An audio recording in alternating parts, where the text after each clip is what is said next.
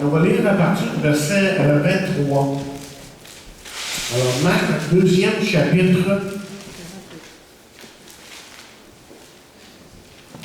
verset 23, il est écrit, il arriva un jour de sabbat que Jésus traversa des champs de blé. Ses disciples, chemin faisant, se mirent à arracher des épis. Les pharisiens lui dirent, voici pourquoi font-ils ce qui n'est pas permis pendant le sabbat. Jésus leur répondit, n'avez-vous pas lu ce que fit David lorsqu'il fut dans la nécessité et qu'il eut faim, lui et ceux qui étaient avec lui? Comment il entra dans la maison de Dieu du temps du souverain sacrificateur Bâtillard et mangea les pains de proposition qui n'est pas permis, ou qui n'est permis plutôt qu'au sacrificateur de manger, et en donna même à ceux qui étaient avec lui. Il leur dit, le sabbat a été fait pour l'homme, et non l'homme pour le sabbat, de sorte que le Fils de l'homme est maître même du sabbat. Seigneur, bénis ta parole, que ta parole puisse transpercer nos cœurs littéralement et nous emmener à la réalisation de ta volonté dans nos vies. Je prie dans le nom de Jésus. Amen. Amen. Allez, vous savez, l'action ne manque pas dans l'évangile de Jean. Si vous connaissez l'évangile de Jean, mais aussi et surtout ici, dans l'évangile de Marc. Si vous connaissez le moindrement l'évangile de Marc, on s'aperçoit dans l'évangile de Marc que les événements vont très vite. Parce que vous voyez, Marc désire mettre en vitrine celui qui un jour est devenu son sauveur et Seigneur. Il veut démontrer le Jésus qui a marché pendant 3 ans et demi sur la terre était celui qui était rempli de compassion, qui donnait espoir aux démunis et qui offrait le pardon aux pécheurs. Et dans le passage qui nous intéresse ce matin, bien, vous et moi, ensemble, nous allons découvrir que Jésus a offert aux hommes la grâce. Et c'est pour ça que j'appelle ce message, j'ai intitulé ce message un ministère de grâce. Et la question qui va se poser à notre esprit, à nos esprits, à la fin de ce message surtout, c'est de voir si nous offrons aux gens autour de nous là, un ministère de grâce en tant qu'Église locale. Et comme vous le voyez, la controverse tourne autour du sabbat. Semble-t-il que les disciples avaient faim. Étant dans un chemin de blé, les disciples se mirent à arracher des épis, ce qui était en fin de compte leur déjeuner.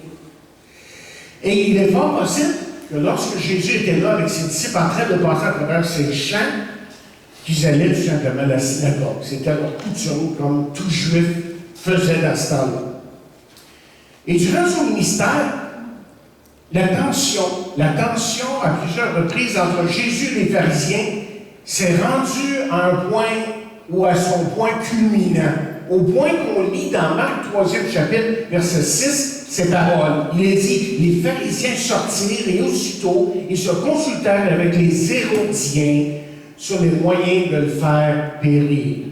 Très intéressant parce que les pharisiens et les Hérodiens ne s'aimaient pas du tout, mais pas du tout. Ils saillissaient. Et là, ils se liguaient. Ils étaient prêts à se liguer ensemble pour évidemment faire périr Jésus, comme le texte nous dit. Mais essayons de comprendre de quoi il s'agit et comment Jésus répond ici. Et vous remarquerez, en passant, que lorsque Jésus fait quelque chose qui semble pas tout à fait juste ou incorrect, que les pharisiens vont voir les disciples se plaindre, et que lorsque c'est les disciples, que ces mêmes gens vont aller voir Jésus. Peut-être tout simplement que cela nous dit que ces hommes cherchaient à tout prix à discréditer Jésus. Que ce soit par une faute qu'ils pensaient eux voir en Jésus ou en ses disciples. Et là, ce matin, je veux regarder 3 choses avec vous. Et la première chose, c'est ceci. C'est que le sabbat n'est pas des règles et des règlements. Deuxièmement, le sabbat a été donné pour aider les hommes. Et troisièmement, le sabbat est gouverné par le Fils de l'homme. 3 points importants et ensuite une conclusion importante. D'abord, en temps normal, les disciples avaient tous les droits de prendre leur petit déjeuner dans le champ ou dans ce champ. Parce qu'on lit dans Deutéronome 23, verset 25, ces paroles. Si tu entres dans les blés de ton prochain, tu pourras cueillir des épis avec ta main, mais tu n'agiteras pas la faucille sur les blés de ton prochain. Bien, comme vous savez très bien que le sabbat était considéré comme un jour extrêmement important pour les Juifs. C'est pour ça qu'on lit dans Exode 34e chapitre, verset 21, « Tu travailleras 6 jours et tu te reposeras le 7e jour.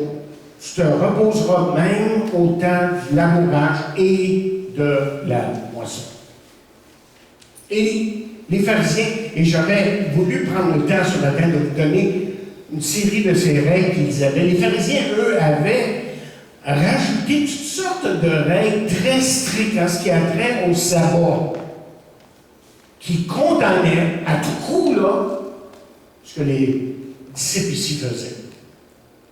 Il y a 2 choses très importantes ici que je veux que vous voyez. Les disciples, selon les pharisiens, selon ces religieux, avaient brisé la loi. Et saviez-vous qu'en partie, ils avaient raison. Mais ce qui est invraisemblable pour les pharisiens, c'est qu'il semble que Jésus était en train de leur dire que ses disciples n'avaient fait rien de mal. Parce que Jésus, ici, vous voyez, ne fait aucun reproche à ses disciples. Et à cause de ça, les pharisiens, comme on dit en bon québécois, ils étaient en beau fusil. Pas à peu près. OK? Qu'est-ce qui est en train de se développer ici, là, dans cette scène, dans cette histoire? D'abord, ce n'est pas que Jésus manquait de respect pour le sabbat, ou que Jésus voulait minimiser son importance. Mais ce que Jésus veut montrer à ses gens, c'est qu'il y a quelque chose de beaucoup plus important que ça, que les règles et les règlements. Certes, le sabbat était important et devait être respecté. Seulement, il arrivait parfois qu'il y avait des choses plus importantes. Et dans le cas que nous regardons ce matin, là, qu'on est en train d'étudier, les disciples avaient tout simplement faim. Ils avaient faim. Ils avaient besoin d'être nourris. Et ça, c'était autrement dit plus important que de suivre les règles et les règlements du sabbat que les religieux de ce temps-là avaient instauré eux-mêmes. Vous voyez, le sabbat a été institué par Dieu pour être un jour de repos, pour essentiellement libérer l'homme de la tyrannie du travail et pour donner aux hommes l'opportunité d'adorer Dieu et de s'approcher de lui. C'est pour ça que Dieu avait instauré ou institué, si vous voulez, le sabbat. Mais parfois, un besoin, vous voyez, pressant et particulier arrivait en cours de route. Et ce besoin-là avait priorité sur toute autre chose, sur toutes les autres choses. Le principe du sabbat n'était pas une mauvaise chose, au contraire, comme on verra plus tard que c'est tout à fait nécessaire pour l'homme. Mais les chrétiens, évidemment, du Nouveau Testament avaient compris cette grande vérité, bien que graduellement, ils ont délaissé le sabbat pour adorer le Seigneur le premier jour de la semaine. La raison? Eh bien, essentiellement d'abord parce que le sabbat a été donné aux Juifs et à personne d'autre. Le sabbat a été donné aux Juifs, non pas aux Grecs, aux païens. Et en plus, les premiers chrétiens ont voulu mettre en évidence la résurrection, évidemment, qui est le premier jour de la semaine, c'est-à-dire le dimanche. Donc, c'est pas pour rien qu'on lit dans les Actes des Apôtres, 20e chapitre, verset 7, ceci. Le premier jour de la semaine, nous étions réunis pour rompre le pain, le dimanche. Et jamais dans les épîtres de Paul verrez-vous celui-ci en train de dire qu'il faut garder le sabbat. En fait, il dit le contraire. Si on regarde dans Colossiens 2e chapitre, verset 16, il dit ceci, que personne d'autre ne vous juge au sujet du manger et du boire, au sujet d'une fête, d'une nouvelle lune ou des sabbats. Mais n'oublions pas que le principe est tout à fait biblique. Celui de prendre justement du temps pour Dieu et pour se reposer. Et c'est certainement dans ce sens-là que l'auteur de l'Épître aux Hébreux a écrit ces paroles. Lorsqu'il a dit « N'abandonnons pas notre assemblée, comme c'est la coutume de quelques-uns, mais exhortons-nous réciproquement, et cela d'autant plus que vous voyez s'approcher le jour. » C'est-à-dire, c'était reconnu dans le temps, cessez vos activités régulières de la vie et prenez du repos. Surtout, prenez le temps de vous approcher de Dieu. Donc, il est bon de prendre une journée pour Dieu. Le jour du Seigneur, c'est possible évidemment, ce qui est tout à fait normal aux yeux de Dieu. Mais écoutez, il est injuste aussi pour qui que ce soit de juger son prochain, si cela lui est impossible à certains moments. Et c'est peut-être dans ce sens-là que Jacques va nous dire ceci dans Jacques 4, verset 12, lorsqu'il écrit « Un seul est législateur et juge, c'est celui qui peut sauver et perdre, mais toi, qui es-tu pour juger ou qui juge le prochain? » OK. Le deuxième point, c'est que le sabbat a été donné pour régner l'homme. OK? Les pharisiens, comme on peut comprendre dans ce texte, auraient voulu que tout de suite, là, que Jésus arrête ses disciples de manger, essentiellement. Mais Jésus n'était pas prêt à faire ça. Et pourquoi? Mais la raison est assez simple quand même. C'est parce que Jésus, lui, connaissait leurs intentions, leurs pensées. Il voyait leur hypocrisie. Et plutôt, d'une façon un petit peu sarcastique, je peux juste l'entendre le dire, lorsqu'il dit « Et les boys, vous n'avez pas lu? N'avez-vous pas lu? » C'est ça qu'il dit dans notre texte ici, là.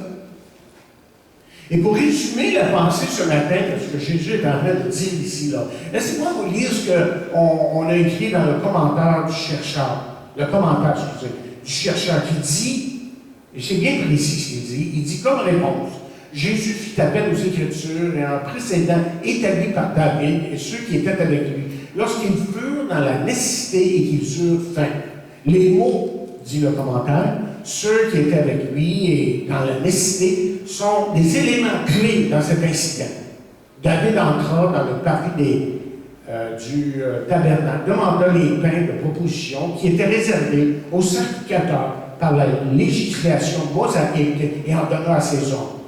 Et Jésus, on termine ici en disant, se servit de cette action que Dieu ne condamna pas pour montrer que l'interprétation bornée que les pharisiens donnaient à la loi ne révélait pas l'intention de Dieu. L'esprit de la loi par rapport à la nécessité humaine avait priorité sur les règles cérémoniales. Et Jésus, en fait, était en train de dire à ces hommes religieux qui étaient devant lui, là, qu'ils auraient dû savoir ces choses-là. N'avez-vous pas lu, a-t-il dit. Et même, il y avait un dicton rabbinique dans le temps qui disait « Le sabbat a été fait pour l'homme et non l'homme pour le sabbat ». Peut-être que ça mérite d'être dit de notre façon, OK?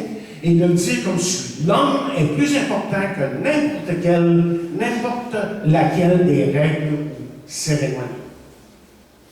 Malheureusement, on vit un temps dans une société où les cérémonies sont tellement importantes parfois que les cérémonies ont pris tellement d'importance que la grande majorité des gens ont délaissé les églises à cause de ça. Mais n'oublions pas qu'il faut ramener l'équilibre ici. Que les besoins de l'homme incluent le repos et l'adoration. C'est ça le point en ce qui a trait au sabbat. Maintenant, on arrive au troisième point, okay? Que le sabbat est gouverné par le Fils de l'homme. Et rappelez-vous qu'à chaque confrontation, et il y en a eu des confrontations, je peux vous dire, il y a eu beaucoup de confrontations entre Jésus, les pharisiens, les sadducéens, les scribes, tous ces religieux-là qui le confrontaient continuellement. On voulait le discréditer. Et je vous ai dit à plusieurs reprises aussi que l'une des façons pour reconnaître une secte, autrement dire, un mouvement qui n'est pas biblique, mais qui peut même sembler biblique. C'est incroyable les choses que j'entends à la télévision, des fois sur Internet, je vérifie certains prédicateurs, et écoutez bien ce qu'ils disent sur Jésus, ça n'a pas d'allure. Il y en a un qui s'appelle Torah. Il y en a qui savent de qui je parle. Ben, Jésus ne peut pas être Dieu. Il a eu faim. Il a eu soif. Ben, voyons donc. Mais il y a des milliers de gens qui l'écoutent. Disent des niaiseries comme ça. Jésus ne peut pas être Dieu parce qu'il a eu faim et il a eu soif. Rappelez-vous là, que Jésus, on a voulu discréditer Jésus. Et si on veut reconnaître une secte, justement, c'est d'écouter ce qu'on dit de Jésus. C'est le point majeur. Écoutez ce que les gens disent sur Jésus. Mais je pense que Simon sait de quoi je parle. Oh oui. Elles finissent ces sectes par discréditer Jésus. Point à la ligne. Okay? Donc, comme vous pouvez voir, il n'y a rien de nouveau ici. On a essayé de discréditer Jésus continuellement. Mais écoutez bien ce que Jésus dit ici. Il dit, le Fils de l'homme est maître, le chef, même du sabbat. Bien, le Fils de l'homme, c'est Jésus. Et s'il en est maître, le chef, l'instigateur, si vous voulez, c'est qu'il doit être celui qui a institué le sabbat, mais il doit être aussi, s'il est le maître du sabbat, il doit être Dieu, parce que c'est Dieu qui a institué le sabbat. Et voilà le témoignage que Jésus a rendu à ses hommes.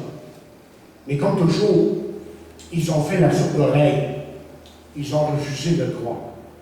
Ça, c'est évident. Mais ça rejoint, vous savez, quand il est dit ici que le Fils de l'homme est maître même du sabbat, ça rejoint ce que Jésus va dire tout à fait à la fin de son ministère. Avant même qu'il soit enlevé, là, il dit ceci. Jésus s'était approché, leur parlant ici.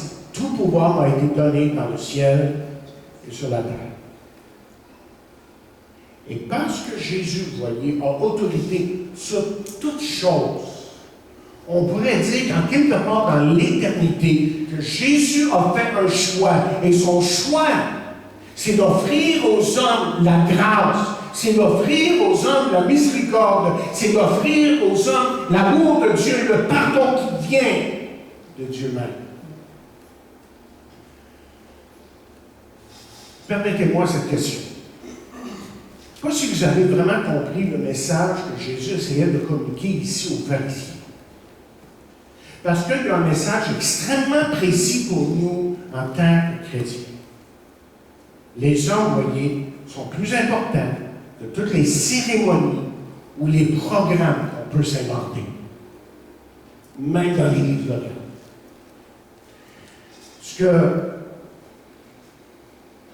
les gens, aujourd'hui, ont besoin de savoir de notre Église, de cette Église ici, sur 182 Longueuil en passant, 182 Longueuil à Saint-Jean-sur-Richelieu, c'est que cette Église ici est remplie de la grâce de Dieu. C'est ça, notre motivation, qu'on veut marcher dans la grâce. Est-ce qu'on a cet esprit que Jésus a démontré là, tout au long de son ministère? Mais je pose la question, une autre question. Comment la grâce doit-elle se manifester comme nous? Okay? Je ne parle pas ici là d'une grâce qui fait fi du péché. On a dit qu'il passe à côté du péché. C'est pas grave, tu peux faire ce que tu veux, puis vis comme tu veux, puis dis ce que tu veux, puis c'est pas grave. Tu sais? C'est pas ça, là. C'est pas ça la grâce. Croyez-le ou non, mais la colère de Dieu, lorsqu'elle s'exécute, et je vous en ai parlé il y a quelques semaines, même dans la vie du croyant, parce que Dieu Une des caractéristiques qu'on néglige de parler, c'est que Dieu a une colère. Et quand il exécute sa colère, c'est aussi, chers amis, un acte de grâce. C'est parce qu'évidemment, Dieu veut nous ramener à lui. Et c'est pour ça que la Bible nous parle souvent du châtiment qui peut venir de Dieu, mais que Dieu fait tout ça à travers son amour et à travers sa grâce. Mais je veux bien qu'on comprenne que quand on parle de la grâce, on ne parle pas là, de mettre de côté le péché, de ne pas se préoccuper du péché qui peut justement briser notre communion entre frères et sœurs, qui peut littéralement brimer l'œuvre de Dieu, évidemment, parce que dans le titre, 2e chapitre, verset 12 et 13, écoutez bien, je pense que je l'ai pris de Parole vivante, il dit en effet, il dit, la grâce de Dieu s'est révélée comme une source de salut pour tous les hommes. Elle s'est levée sur ce monde, illuminant l'humanité entière et apportant à tous la possibilité d'être délivrés du péché. Elle veut, parle de la grâce, elle veut nous éduquer et nous emmener à nous détourner de tout mépris de Dieu, à rejeter les passions, les convoitises des gens de ce monde et à renoncer à la course au plaisir. Elle, la grâce, évidemment, nous enseigne à vivre dans le temps présent avec sagesse, réserve et maîtrise de soi en toute intégrité et honorabilité devant Dieu. Wow! C'est bien dit. Mais je le dis là, et je répète, c'est que la grâce de Dieu doit se manifester parmi nous. Parce que vous êtes important à Dieu, mais vous êtes encore plus important aux yeux de Dieu. Hein? Encore plus important aux yeux de Dieu. Et parce que nous avons tous besoin de vivre cette grâce que Jésus a démontrée à travers son ministère. En fait, je dirais ceci, que la grâce, c'est ce qui fait la force de la communion fraternelle. Et quand il n'y en a pas, ça devient extrêmement difficile. Alors, comment est-ce qu'on peut démontrer la grâce envers notre prochain? Laissez-moi vous donner 7 choses. Très vite, je ne serai pas là. Mais comment est-ce qu'on peut démontrer la grâce envers notre prochain?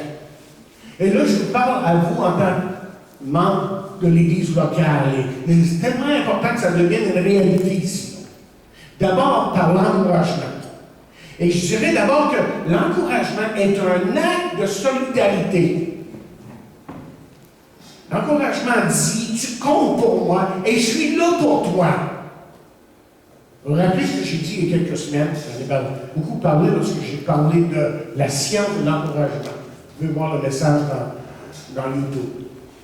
J'ai dit que la parole de Dieu nous dit justement que l'amour est plein de bonté. Et être bon, j'ai dit, c'est d'être encourageant. Et quelqu'un a rajouté, l'encouragement, c'est de donner à quelqu'un ce dont il a besoin pour grandir. On a besoin de s'encourager les uns les autres. La vie est difficile. La vie chrétienne, parfois même, est très difficile. On a besoin de s'encourager. Deuxièmement, comment est-ce qu'on démontre la grâce par nos actions, évidemment?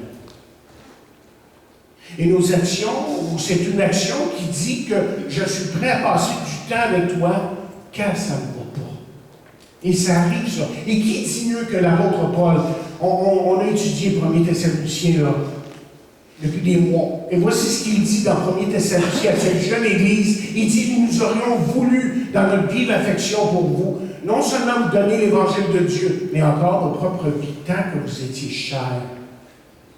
Vous étiez devenus chers, au chers. Vous savez, ce qu'on voit de Paul dans Thessaloniciens, pour ceux qui ont suivi la série de messages en Thessaloniciens, vous avez vu là, un homme qui ne faisait pas juste à semblant d'être leur pasteur, et préoccupé avec leurs besoins ou quoi, mais c'était un homme qui était vraiment engagé envers ces jeunes chrétiens, cette jeune Église, au point qu'il était prêt à laisser sa vie. Troisièmement, comment est-ce qu'on peut vraiment manifester la grâce entre nous, okay? Entre nous, tellement important, par la prière, évidemment. Et c'est pas juste de prier, mais parfois même dans la prière, on verse des larmes pour celui pour ceux qui sont autour de nous, pour nos frères et sœurs en Jésus-Christ. Jésus a versé des larmes. À un moment donné, lorsque Jésus a pleuré sur Jérusalem, on dit que Jésus s'est lamenté. Vous savez comment que Jésus s'est lamenté? Il ne faudrait pas que je le fasse parce que vous direz, il est fou. Mais c'est ça. Quand Jésus a pleuré, et tout le monde l'entendait.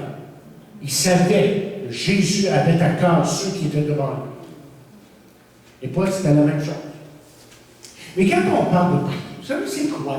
C'est même de prendre le téléphone et de prier là, au téléphone. Et plusieurs d'entre vous m'avaient appelé à certains moments, m'ont dit, ah, prie pour moi. Hey, on va prier là. Vous savez, j'ai déjà prié au téléphone avec vous. On prie là au téléphone. On laisse rien passer, mais on prie.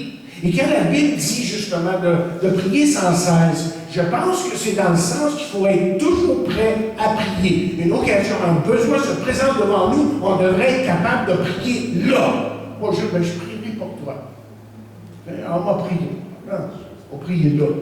C'est là que tu as besoin que je prie pour toi. Quatrièmement, comment est-ce qu'on démontre la grâce? La constance.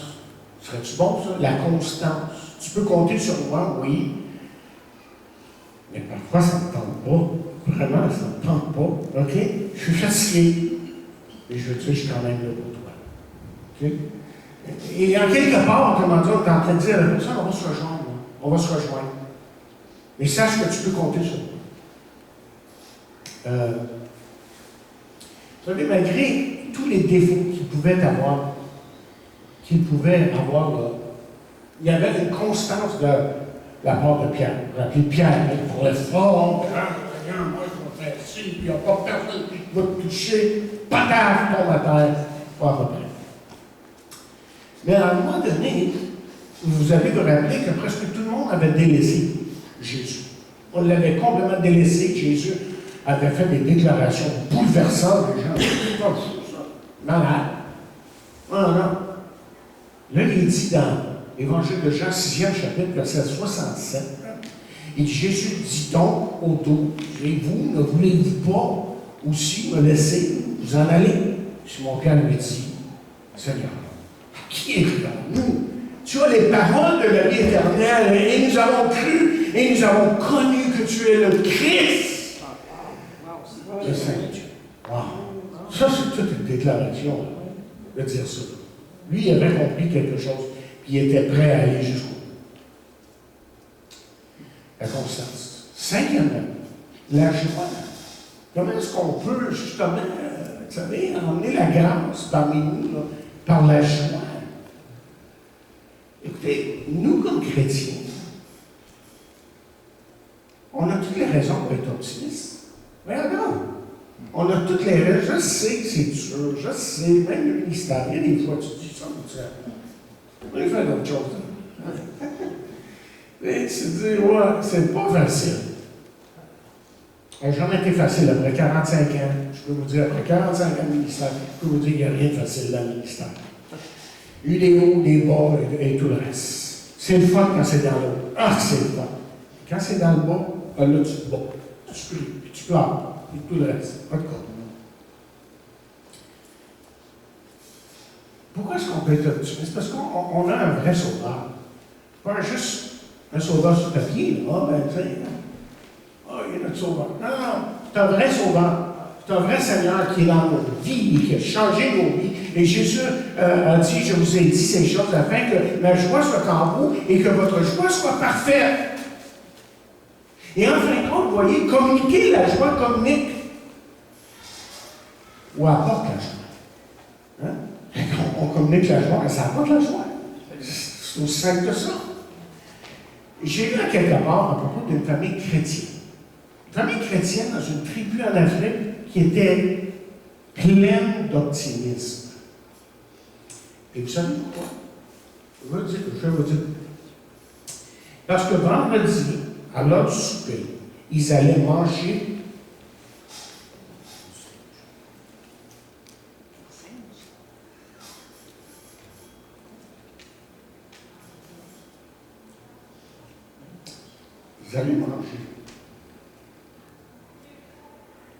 un poulet entier en famille. le seul repas complet de la semaine. Ça, c'est de l'optimisme.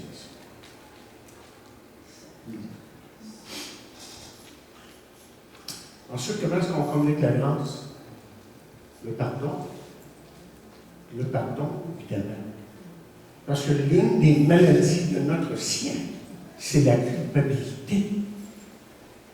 Et c'est vrai que Jésus a pardonné nos péchés à la croix du Calvaire, et gloire à Dieu pour ça. C'était pas de ça, on ne serait même pas ici. Mais dans mon quotidien, j'ai besoin que ma femme me pardonne.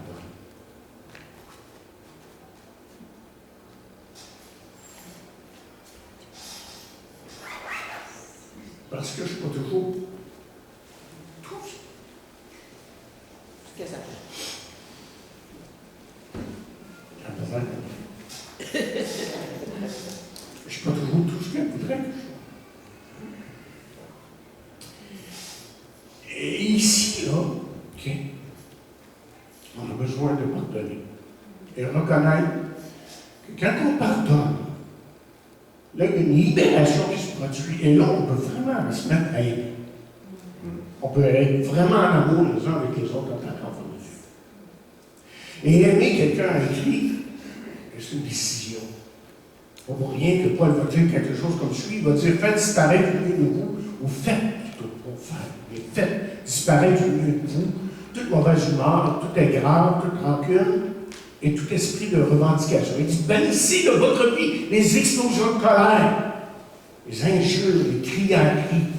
Ça, c'est les paroles vivantes en passant, c'est pas Louis II. Et les remarques blessantes. Apprenez au contraire à être aimable et compréhensible les uns envers les autres. Aidez-vous entre vous. C'est ça qui est dit. Soyez prêts à chaque instant à vous pardonner aussi généreusement, j'aime le terme, généreusement que Dieu vous a pardonné en Christ. Wow. C'est quoi la référence? Ça, la référence, je n'ai pas écrit, c'est Éphésiens 4 à la fin. À la fin du chapitre 4 d'Éphésiens. Je n'ai pas marqué tout à fait les versets, mais je sais que c'est à la fin d'Éphésiens. Ce qui fait que, vous voyez, quand on apprend à pardonner, vous savez ce qu'on crée parmi nous? Un vent d'optimisme. Hein? Et c'est tellement important qu'il y ait un vent d'optimisme dans l'Église locale. On dit, hey, on va faire des choses ensemble, on va faire des exploits pour Dieu, on va travailler, on va prier. Ce ne sera pas nécessairement facile, mais on va le faire pour Dieu. Dernier point, je termine avec ça. La réconciliation. Le dernier point que je veux vous emmener, c'est que si on veut vraiment avoir un ministère de grâce dans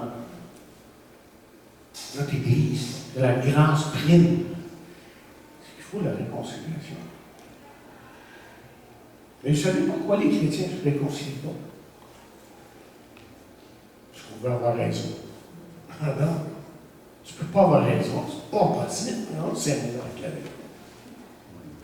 Pourtant, quand on lit 2 Corinthiens 5, 19, une chose que Dieu a mis dans nos cœurs, vous savez, c'est quoi? La parole de la réconciliation. C'est dit exactement comme ça. La parole de la réconciliation. Et s'il y a des gens qui devraient être capables de se réconcilier, c'est des chrétiens. Sinon, je ne sais pas ce qu'on fait. Franchement, je ne sais pas ce qu'on fait là. On joue à la religion. On est là, on chante des mots grandioses, on brille. Et ce que j'ai vu durant mon ministère, après 45 ans, j'étais surintendu, j'ai vu des choses effrayantes. Je me dis, c'est ça les chrétiens? Tu peux pas. Mais c'est ça. Quand la chair embarque, c'est ça qui se développe. Et quand l'Esprit de Dieu agit et domine nos vies et nous donne à vivre la grâce et l'amour et la joie qui vient de Dieu, par son Esprit, tout change. Et c'est sûr qu'il y a des fois qu'il faut tenir son mot. Il y a des choses qui ne sont pas correctes, qui ne sont pas justes. Et j'en conviens, ça. Mais le chrétien mature, celui qui est spirituellement adulte, là, saura reconnaître ces choses. Il va faire la différence. Mais écoutez, il y a des fois, là, il y a des choses. C'est pas si important que ça que j'ai raison. C'est vraiment pas si important. Il y a des choses qui sont plus importantes comme ça. Entre autres, qui est plus important, c'est ma relation avec mon frère et ma soeur. Et non pas que je gagne mon point. Que ça soit absolument comme je le veux. Et c'est ça qui tue l'Église. Cette attitude où j'ai raison, toi tu vas raison. Parce que vous voyez, en fin de compte, notre objectif, c'est quoi? Puis on dit toujours que notre objectif, c'est d'être comme Jésus. Lui qui a offert non pas la grâce, non, la grâce, non pas la condamnation. Il ne s'est pas promené en train de condamner un et l'autre. Il a fait tout à fait le contraire. Et ceux qui l'ont vu et ceux qui l'ont compris ont reçu de sa grâce. Et oui, le sabbat avait sa place. Seulement, nous devons aujourd'hui, en tant qu'Église locale, vivre de la grâce. Et même, chers amis, la grâce que la Bible nous dit qui surabonde. Et que Dieu garde au cœur et qu'on puisse aller dans cette direction. Amen.